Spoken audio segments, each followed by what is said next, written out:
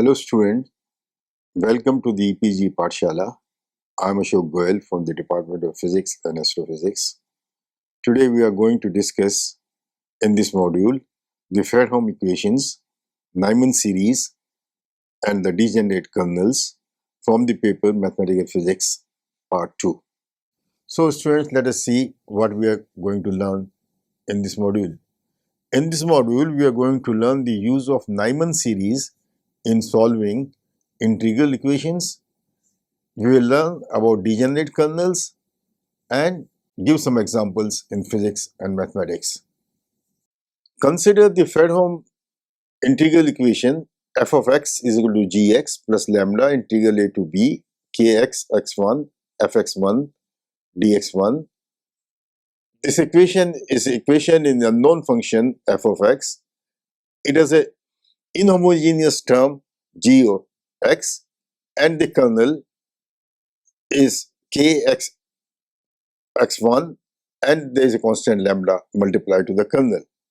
Before we attempt to determine the unknown function f of x as power series in lambda, in lowest order of lambda, we have f of x equaling f0 is equal to phi 0x, where phi 0x is simply equal to the inhomogeneous term gx. When we substitute this approximant in the integral term, we obtain the next approximant f1x, which differs from fx by terms of order lambda square. So f1x is equal to phi naught x plus phi 1x, which phi naught x is g of x, phi 1x is lambda times the integral a to b kxx gx1 dx1 plus terms of order lambda square. Continuing in this way, we get the next approximation f2x in terms order lambda cube. So f2x can be written as phi 0x plus phi 1x plus phi 2x, which in turn is equal to g of x plus lambda integral a to b k xx gx1 dx1 plus lambda square term, which is lambda square multiplied to the integral a to b kx x1 dx1, and the whole thing is again multiplied by an integral from a to b of the kernel x1 x2 multiplied by the function g of x2 dx2. Now from this zeroth order term, first order term and the second order term, we can discern what will be the general term. So the form of the nth approximant, if we continue in this way, is easy to decipher, and we obtain fn of x, which is nth order term, is equal to gx plus lambda integral from a to b over x1, the integrand being kxx prime gx plus lambda square, product of two integrals, one integral over dx1, which involves only the kernel, which is a function of kxx prime, multiply the integral again from a to b over dx2 of the kernel x1 x2 multiplied by the function gx2. And we continue this. The nth term is obviously lambda to the power n and the product of integrals. The integrals in this product are, for example, a to b dx1 of kxx1 continue till the last term in the integral is an integral over dxn between the limits a to b of the product of the kernel, which is a function of k xn n minus 1 and xn multiplied by the function g, which is a function of xn. Now in the limit n goes to infinity, we write f of x is the limit of fnx as n goes to infinity, which can be written as limit n goes to infinity of a series, which can write in the form of summation the sigma I is equal to 0 to infinity lambda to the power I integral multiple integral from a to b of dx1 dx2 dxi, the integrand being the product of kernels k x and x1, another kernel which is a function of x1, x2, till kernel, which is a function of xi minus 1 and xi, and multiplied by the function g of xi. Now we have to see whether the series exists or not, the series converges or not. If the limits a and b are finite, a sufficient condition for convergence can be worked out easily. Let the variable x lie in the region a to b and another variable y lies in the region a to b. Then the kernel k, which is a function of two variables x and y, is assumed to be bounded by some number capital K, and similarly in the region x lying between a and b, let mod of g be also bounded by a number capital G. Then the nth term in this series above can be seen to have a bound, namely mod of lambda to the power n multiplied by mod of g multiplied by the mod of k raised to the power n multiplied by the mod of b minus a to the power n. Now we can use Cauchy's condition for the convergence of an infinite series. A sufficient condition for the convergence is that lambda mod into k mod into the mod of b minus a is less than 1.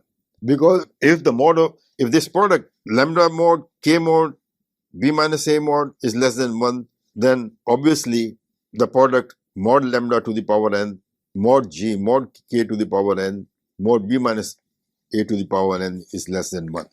This, we emphasize, is a sufficiency condition which is useful if b minus a is finite and mod lambda is small enough. To answer the question of convergence in a more general way, we need a more accurate analysis, which we will discuss shortly. Now, before we discuss more accurate analysis, with the help of certain examples, let us illustrate what we have done. So, let us consider an example of an integral equation which is inhomogeneous. The integral equation being given by f of x is equal to 1 plus lambda, integral from 0 to 1 over dy of a product of x minus y into f of y. So, see, in this equation, the inhomogeneous term g of x is simply equal to 1. The limits are from 0 to 1 and the kernel k, which is function x and y, is x minus y. So, let us see how we obtain the first three terms of the Neumann series of this equation. Obviously, in the lowest order in lambda, f0x is equal to 1. Now, f1x is equal to 1 plus lambda integral 0 to 1 x minus y, and substitute f of the lowest order term for f of y, which is f0y, which is equal to 1. So, you have f1x is equal to 1 plus lambda integral 0 to 1 x minus y 1 dy, which is equal to 1 plus lambda x by 2 minus y by 1 by 8. Next term f2x is equal to f0 plus f1x. f0x is 1, f1x is this lambda x by 2 minus 1 by 8 plus the next term is lambda square integral 0 to 1 x minus y. Substitute for fy this term, which is x by 2 minus 1 by 8 integrated over dy. So this integral can be evaluated and we get for the f2x the terms f2x is equal to 1 plus lambda x by 2 minus 1 by 8 minus lambda square by 192. This is the way we can get the successive terms in the Neumann series of the equation. So we illustrated this by getting the first three terms for this equation. We consider another example where we are asked to determine the nth term in the Neumann series of the integral equation. The integral equation in this case is f of x is equal to 5x plus 1 plus 1 half integral from minus 1 to 1 t minus x ft dt. That is, the inhomogeneous term is 1 plus 5x, lambda is 1 half, kernel is t minus x. The zeroth order term is obviously fx is equal to f naught x is equal to phi naught x, which we write equal to 5x plus 1. The first order term is f of x is equal to phi naught x plus phi 1x, where phi 1x is equal to half times the integral minus 1 to 1 t minus x where f t is replaced by phi 0 t. So phi 0 t dt, but phi 0 t is equal to 5t plus 1. So this phi 1 x is equal to 1 half from minus 1 to 1 integral over dt t minus x 5t plus 1. This integral can be done easily. We get 5 by 3 minus x. Continuing in this way, phi n x is equal to 1 half integral minus 1 to 1 over dt of t minus x multiplied by the function phi of n minus 1 t, where phi n minus 1 is the phi correct to nth order. All the phi's, remember, are linear in x. So let's write phi n x to be anx plus bn. So since all phi's are linear, so they are all of the type ax plus b. So let us write phi n x is equal to anx plus bn. Then anx plus bn is equal to half times the integral minus 1 to 1 dt of t minus x a n minus 1 t plus b n minus 1, which can be evaluated. So phi n x will look like a n minus 1 by 2 multiplied by 2 by 3 minus 0 times x plus b of n minus 1 by 2 multiplied by 0 minus 2x, which is equal to minus bn minus 1 times x plus an minus 1 by 3. So hence an is equal to minus bn minus 1 and bn is equal to an minus 2 by 3. Or alternatively, we can write an is equal to minus an minus 2 by 3. So we have a1 n minus 1 to the power n, a naught by 3 to the power n is equal to minus 1 to the power n, 5 by 3 to the power n for n is equal to 0, 1, 2, b 2n plus 1 is equal to an x by 3, which n is equal to 0, 1, 2, and so on and so forth. b2n is minus 8a 2n plus 1 is minus 1 to the power n divided by 3 to the power n. A little involved algebra. So if you do it yourself, you can see one can easily obtain these terms.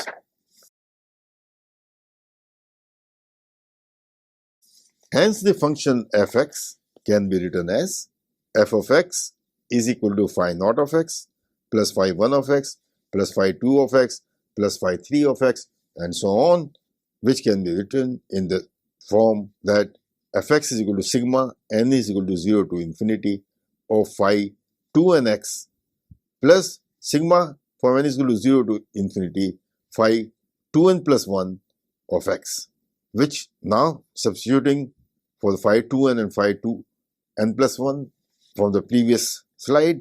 So f of x can be written as summation over n from n is equal to 0 to infinity of a0 minus 1 to the power n by 3 to the power n times x minus 1 to the power n a0 divided by 3 to the power n plus sum over n is equal to 0 to infinity of a1 minus 1 to the power n by divided by 3 to the power n x plus minus 1 by 3 a0 by 3 to the n, which is equal to 5x multiplied by 1 upon 1 plus 1/3 plus 1 upon 1 plus 1/3 plus minus 1 times x divided by 1 plus 1/3 plus 5 by 3 multiplied by 1 upon 1 plus 1/3, which is nothing but 3x plus 2. So fx is equal to 3x plus 2 is a complete solution of the equation which we consider, and it's worthwhile to substitute this value f of x in the integral equation to see this is indeed the solution. Now we discuss Fredholm equations and degenerate kernels. Degenerate kernels are also called separable kernels. They are defined to be kernels kxy which can be separated as a product of two functions. In general, a function is degenerate or separable if the kernel kxy can be written as a summation of a product of two functions pi of x multiplied by hi of x for all values of I from 1 to n. Pix and Pi of x and Hi of y can be any continuous functions of the arguments. Quite often, the kernel k, which is a function of x and y, is generally a function of only the difference between x and y and can be expressed in the form shown above. Thus, if the kernel k depends only on x and y through this combination x minus y, that is, if the kernel kx minus y, for example, is equal to exponential x minus y, the kernel is degenerate. Kernel kx minus y is sine of x minus y is equal to sine of x cosine y minus cosine x of sine y is another example of a degenerate kernel. But if you look at the kernel, which is defined as kxy is the tangent of x minus y, which is of course expanding the tangent as tan a tan b minus divided by 1 plus tan a tan b. So the kernel k of x and y, x minus y, which if has the functional dependence like the tangent of x minus y, which in turn is equal to tangent x minus tangent y divided by 1 plus tangent x plus tangent y, cannot be separated and is therefore not degenerate. Fredholm equation with degenerate kernels can be written as. We now consider the case of degenerate kernel of the Fredholm equation. So continuing, we have fx is equal to gx plus lambda integral a to b kxy f of y dy equal to g of x plus a to b.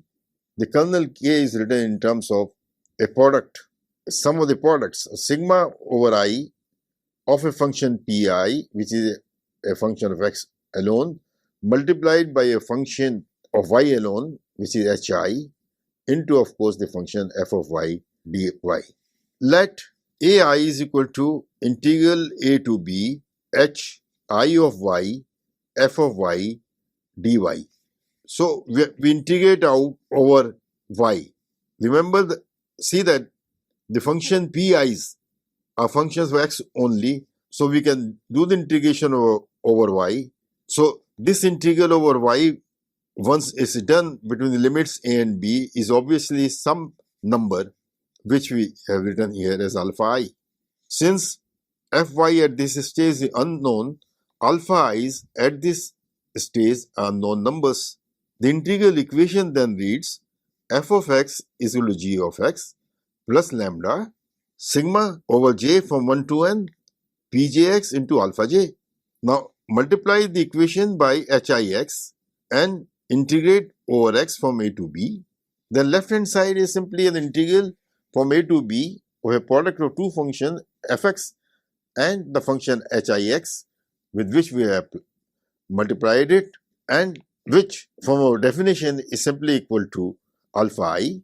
Thus we get alpha I is equal to gi plus lambda, a sum over j is equal to 1 to n hij alpha j, where gi is this integral from a to b of dx or gx and hix, and hij is an integral over dx between the limits a to b of the product of the function hi, which is a function of x, and the function pj, which is again a function of x. So hij is also a number.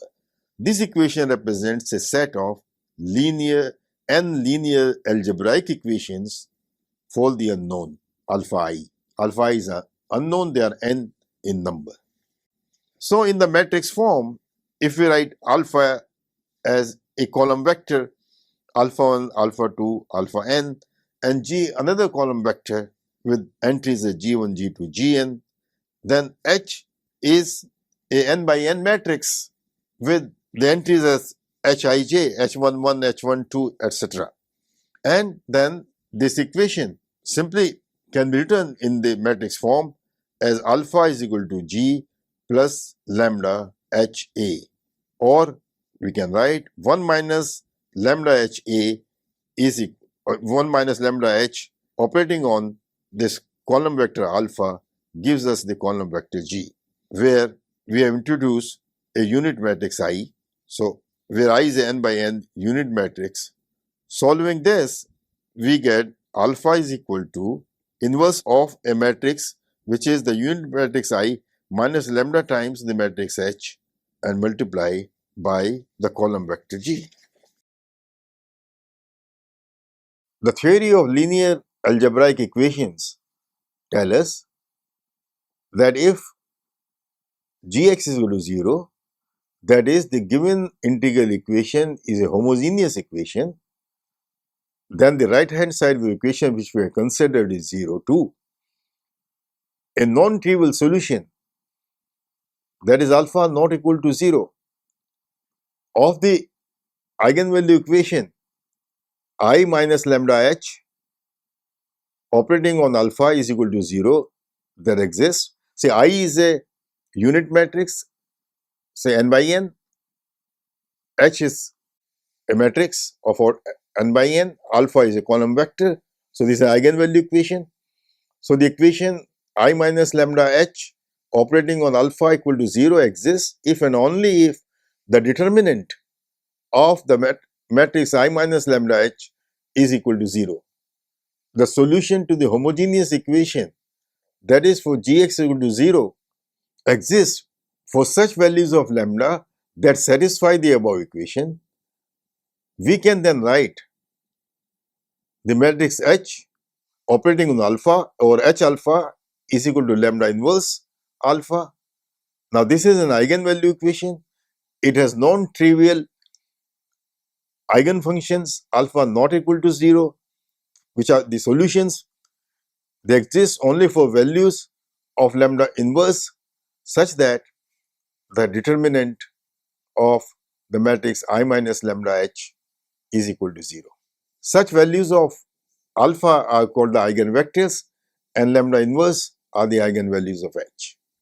Each non-trivial eigenvector alpha gives us a solution of the homogeneous equation.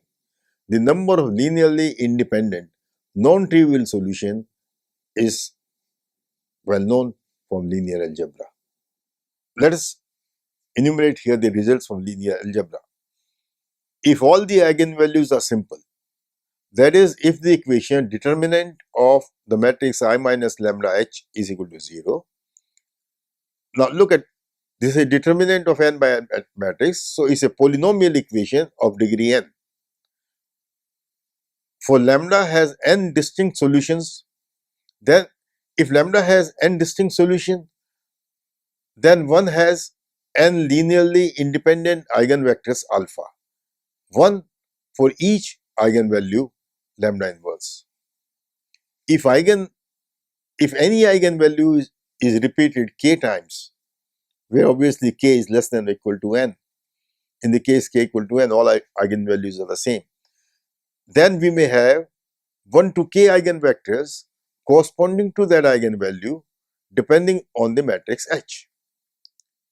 If the inhomogeneous term Gx is not equal to 0, then for a solution to exist, the matrix I minus lambda h must be invertible, which again means that the determinant of the matrix is not equal to 0. Thus, this allows 1 minus lambda h inverse to be evaluated. Once that is done, all the alpha i's can be calculated and then we obtain the required solution using the alpha i's thus determined. We now consider an example of an integral equation where f of x is equal to x times 4x minus 3 plus lambda times an integral from 0 to 1 of dy 2x square plus 2y minus 1 f of y. In the language of equation, the kernel kxy can be written as a sum over I is equal to 1 to n pix hiy. So this is an equation with n is equal to 2 and p1x is equal to 2x square minus 1, h1 is equal to 1, gx is equal to x. Thus, p2x is equal to 1, h2 x is equal to 2x. Hence, gi is given by the integral from a to b of dx, gx into hix. Thus, g1 is integral from 0 to 1 of dx, and now substitute for g1 and h1. So, which is 4x square minus 3x into 1, integral is minus 1 by 6. Therefore, g1 is minus 1 by 6. g2 likewise can be calculated to be 0. h11 is an integral from 0 to 1 of 2x square minus 1 dx, which is minus 1, 3. h12 is 1. h21 is integral 0 to 1 dx of the product of 2x into 2x square minus 1, which is equal to 0. h22 is 0 to 1 dx, 2x equal to 1. With the g1, g2 known, h11, h12, h21 and h22 known, we have the matrix as a 2 by 2 matrix, and the column vector has entries minus 1 by 6 and 0.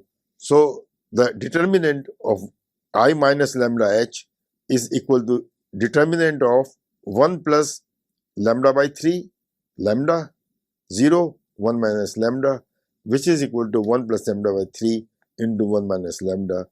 Hence, the condition gives two eigenvalues, because for the solution to exist, the determinant should be equal to 0. So, the determinant is equal to 0 for lambda is equal to 1 and lambda is equal to minus 3. Therefore, there are two eigenvalues.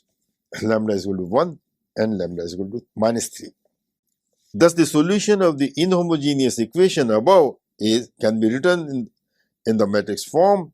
Vector alpha 1, alpha 2 is equal to the vector multiplication of a 2 by 2 matrix with entries 1 minus lambda, 1 lambda by 3 in the diagonal elements, minus lambda and 0 in the off diagonal elements, multiplied by the column vector minus 1 by 6 lambda 0 divided by 1 plus lambda by 3 into 1 minus lambda. So this can be multiplied, and one can see that this is simply equal to minus 1 upon 6 plus 2 lambda and 0. So alpha 1, alpha 2 are the two components of a column vector, where alpha 1 is minus 1 upon 6 plus 2 lambda and alpha 2 is equal to 0. Hence, f of x is equal to 4x square minus 3x minus lambda into 2x square minus 1 divided by 6 plus 2 lambda, which is the final solution for the equation, provided lambda is not equal to 1 and also not equal to minus 3. So students, let us summarize what we have learned in this module. In this module, we have learned the use of Neumann series, and this use is elaborated for solving Fredholm equations. The special simplifying nature of degenerate kernels is highlighted and some properties mentioned. Thank you.